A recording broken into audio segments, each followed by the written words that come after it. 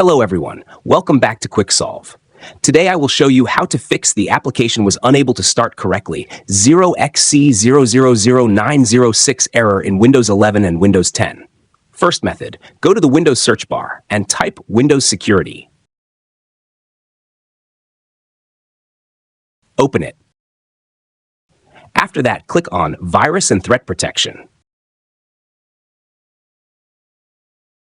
Click on Manage Settings.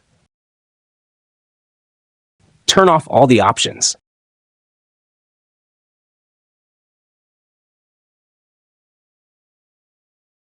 Now try opening your application again. Second method, click on the search bar and type CMD. Then click on Run as Administrator. After that, copy the first command from the description and paste it into Command Prompt.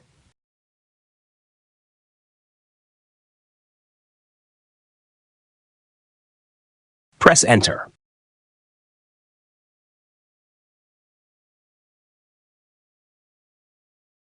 Now copy the second command and paste it.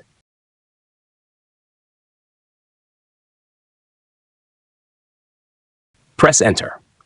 This should fix your problem.